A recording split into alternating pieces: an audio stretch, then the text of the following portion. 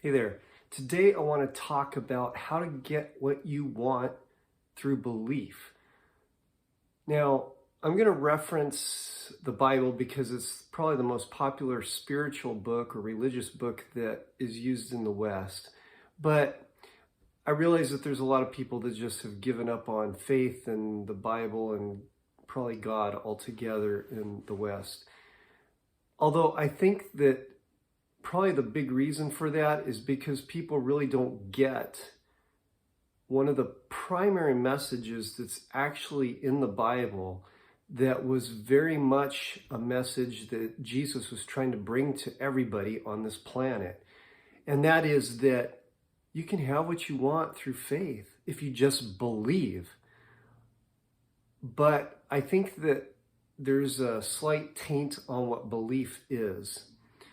A lot of people think it's just belief in God and this esoteric thing about religion and what you have to do and what you can't do and all those kinds of things. And if you adhere to all of that, that's faith and that's belief, and then God will bless you with what you want.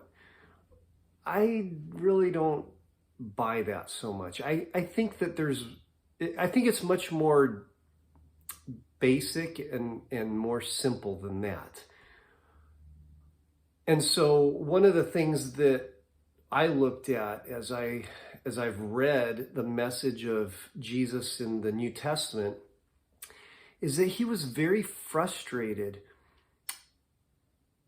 by humans because of their lack of faith. Several times he says, "How long do I have to deal with this faithless generation?" I remember one story about when he was in the boat with the disciples, and he tells he's talking to them about bread, or actually it wasn't bread, it was yeast. He was saying, "Beware the yeast of the Pharisees." So he was using some symbolism there, and yeast apparently means the hypocrisy or sin or whatever, the Pharisees. And the disciples looked at each other and they were thinking, "Oh man, is he upset because we didn't bring bread with us on this boat trip? Maybe he's worried that we don't have enough food." And Jesus just looked at him and said, I'm paraphrasing in modern English. "What the hell's wrong with you guys?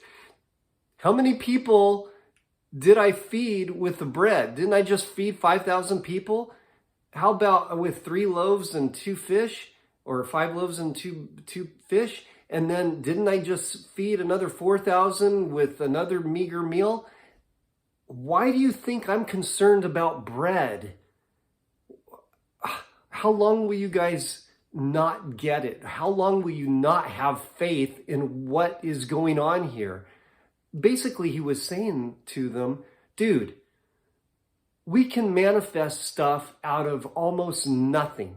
Basically out of nothing, really. But because you don't believe, it never happens."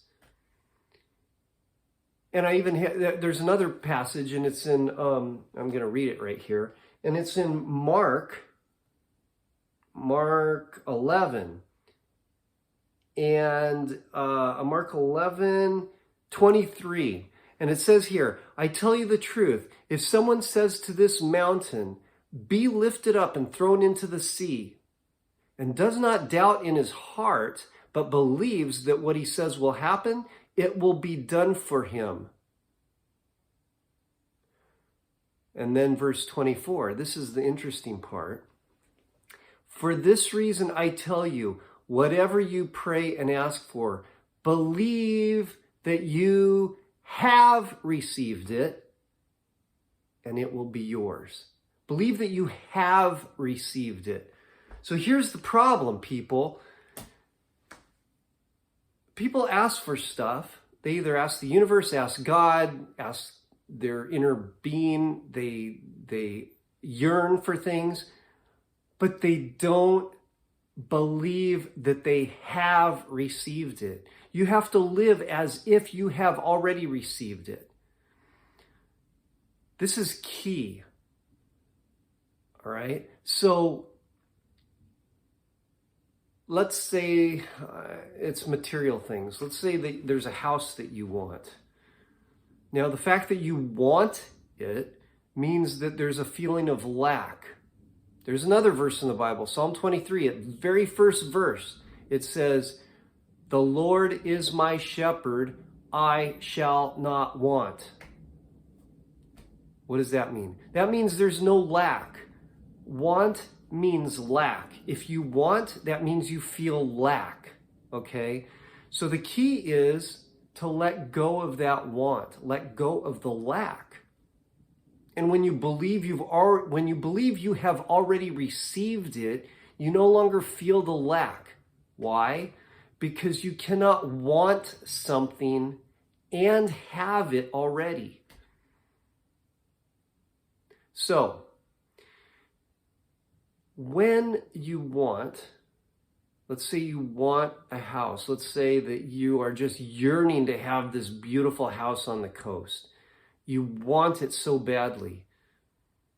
And you think, okay, I need to work hard. I need to do this. I need to do that in order to get it.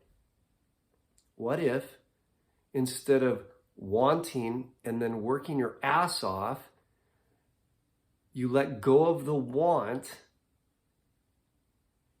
consider the house, and imagine yourself already having it? Now, this is tough for people because they think, oh, then I'm living in fairyland. This is unreal. It's just fantasy. That doesn't mean anything. It's not going to happen. Do you realize that the people that are most successful in this world, that's exactly what they do? They imagine what it is that they're going toward. Great sports figures, especially, I know this is done in the skiing world, that these guys who do these amazing maneuvers, these amazing tricks in freestyle skiing and snowboarding and in the half pipe and all that, they imagine the trick in their mind. Sure, they practice and whatnot too, but it's an imagination. They're trying to do things that nobody has done before. And then they actually accomplish it, a lot of it because they're imagining that they are doing it. Since nobody has done it before and that person has not accomplished that trick before, they have to believe they are doing it. They have to believe that they have done it, and they're doing it in their mind. They're imagining this trick over and over again and actually landing it perfectly, the trick that they have never ever done before. And then they have to go and try it. And then they do the trick. And then they do it and they fail and they fail. And eventually they get it. Okay? Materialism is the same way as far as getting material things. When you set your sights on something, let go of want, let go of the feeling of lack, let go of the yearning for it, and imagine yourself actually having it, actually enjoying it. The imaginations themselves can bring you the joy that you think that object of your desire will bring you. Because the object of your desire is not what brings you the joy. The joy comes from within. The joy is all inside you. If you practice this, you'll see it's true. Imagine the house in all of the detail. Imagine the colors, the scent, the sense of smell, the smells, what you hear, the atmosphere, the environment that you're in, the sense of peace or the sense of excitement that it brings you when you walk in the door. If it's a beach house, you imagine you're opening the large sliding glass doors out to the balcony and looking out over the at the sunset over the ocean. Say it's a West Coast house. And imagining every detail of what it is that you are going toward as if you already have it. As if you already have it. Imagine already having it. Imagine that it's yours right now. Practice this every day, okay? Some of you may be familiar with The Secret. There was a video about The Secret, or a movie or whatever, several years ago. And it led a lot of people to think, well, if I just, think positively and make my little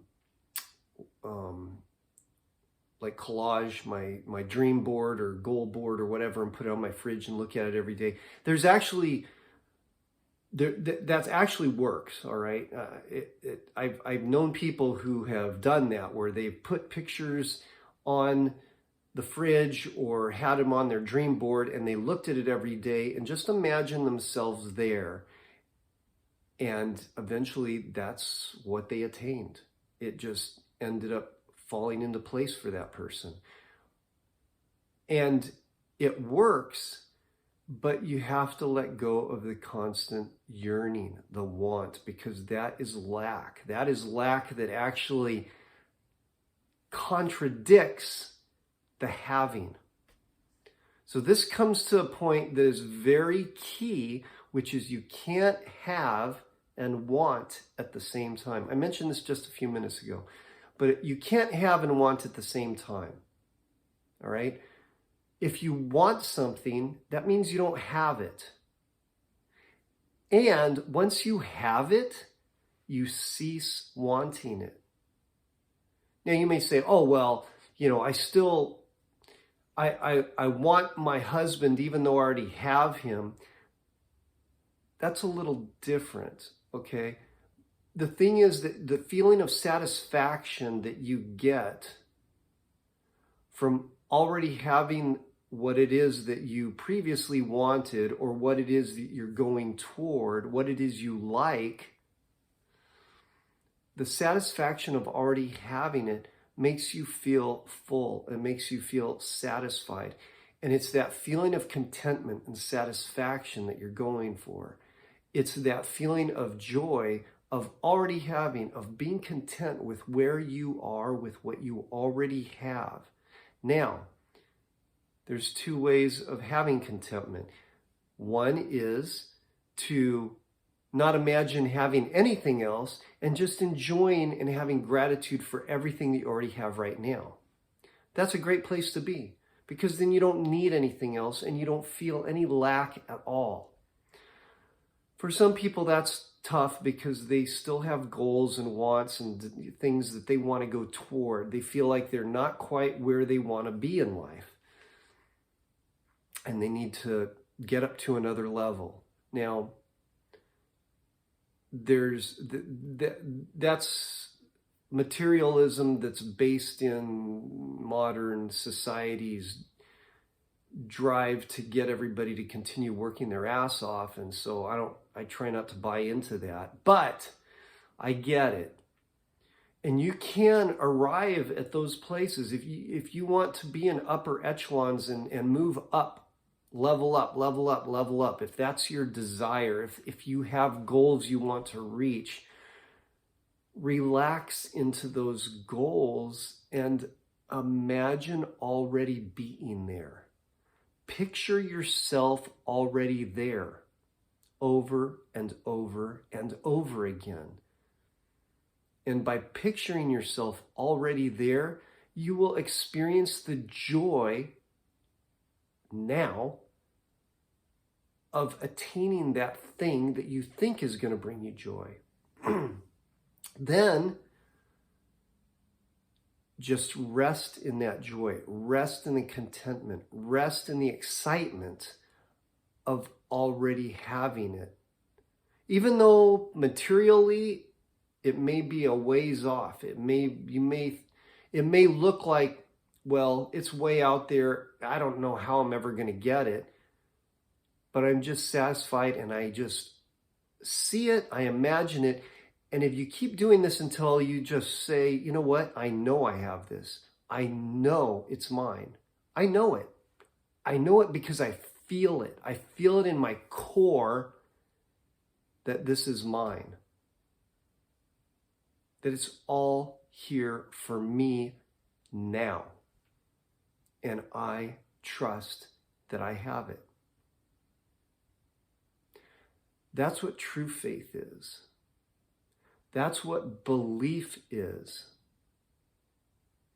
Knowing that you already have it, even though you can't physically see it or touch it, knowing that you already have it. And then just letting God, the universe, do whatever it takes to manifest it in your world. Because once you put yourself in the place where you know you have it, you've put the energy into the spiritual realm that allows that manifestation to occur. And it will come. It will come physically. And the weight won't bother you because you're already happy knowing you have it.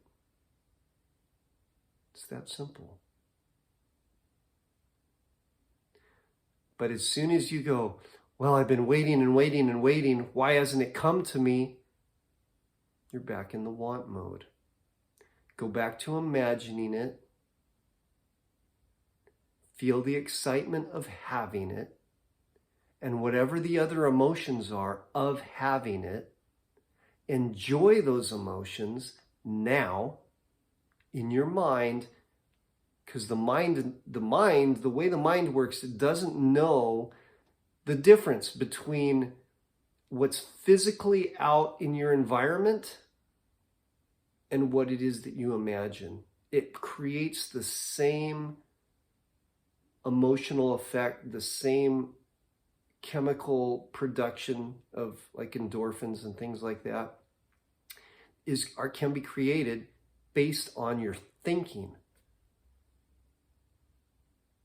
And then you just let go of the want and be in the joy of already having. So that's all I have for today. Hopefully this is useful to you, at least in helping you create a little more joy in your life and allowing you to let go of the want and move forward in the have. Ciao.